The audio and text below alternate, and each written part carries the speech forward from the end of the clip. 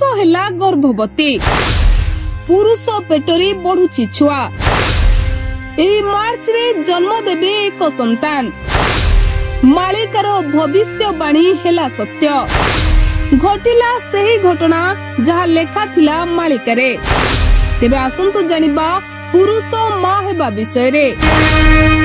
महापुरुष अच्युतानंद मालिकारे लेखि जाइथिले कली जुगर शेष रे केउ संकेत मिलिबो कली जुगर शेष रे केउ घटना घटिबो आउ केउ संकेतरू आपण जानि परिबे कली जुगर शेष समय निकट होई आसिला बोली।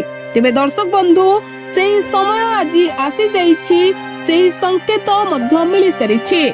तेबे सेही संकेत कोन आसंतु नजर पकाइबा।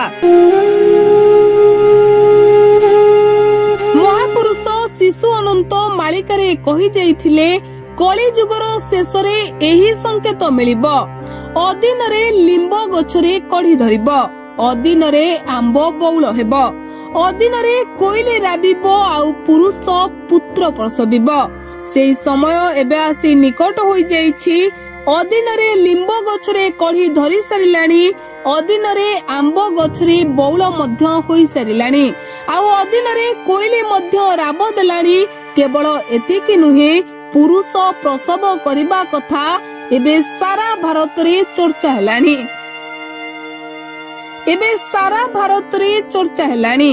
एपरि एक मामला केरल रो अटे। मार्च मासरे से निजर प्रथम संतान को जन्म देबे शिशुर जन्म परे से तांकु स्तन्यपान बैंक माध्यम रे क्षीर खाइबा को योजना करूछंती बोली प्रकाश करिसंती। एई ट्रांसजेंडर दंपति केरल रो कोजिकोडे निवासी साहाद एवं जियापाला केरल रो कोजिकोड रो एक ट्रांसजेंडर दंपति अटंती एवं वर्तमान से माने एक नूतन यात्रा आरंभ करबा को प्रस्तुत होउछंती।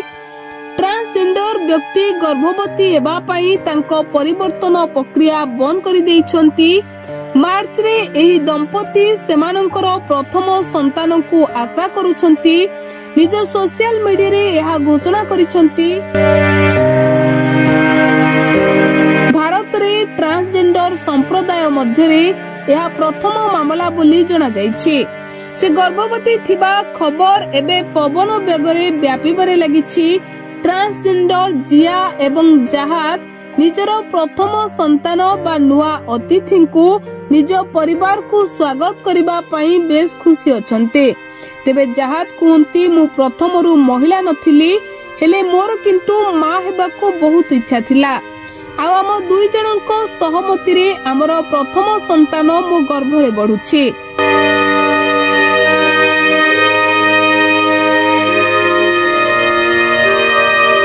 कोजिकोड रे शास्त्रीय नृत्य शिक्षक जिया कहंती जेतेबेले आमे 3 वर्ष पूर्वे एकाठी रहिबा आरंभ करिथिलु सेतेबेले आमे भाबिथिलु आम जीवन अन्य ट्रांसजेंडर को ठारू भिन्न हेबा उचित।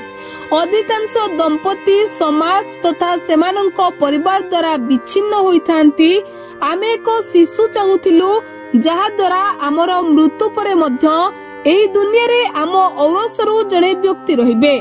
जिया कहिसंती जे बहु चिंता एवं विचार विमर्श परे आमे संतान प्राप्ति पई निष्पत्ति नेइछु।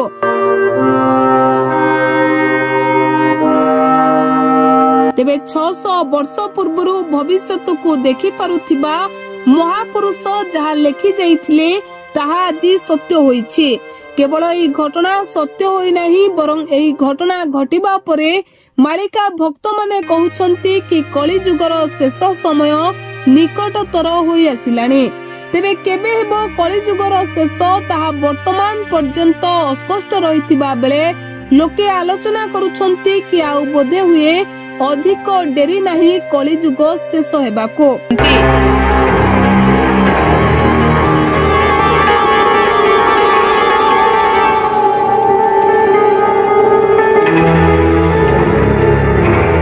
तेबे एभली ज्योतिष शास्त्र और वास्तुशास्त्र तथा मालिका वर्णित कथावस्तु शिक्षणीय नीतिबाणी और आध्यात्मिक कथा जानिबा पई आम बीएनएस लाइव यूट्यूब चैनल को सब्सक्राइब करंतो। फेसबुक पेज बीएनएस लाइव को लाइक करंतु एवं फॉलो करंतो। ଓ ଭିଡିଓଟି କିପରି ଲାଗିଲା ତାହା କମେଣ୍ଟ ମାଧ୍ୟମରେ ଲେଖିକି ଆମକୁ ଜଣାନ୍ତୁ। Bureau report BNS live.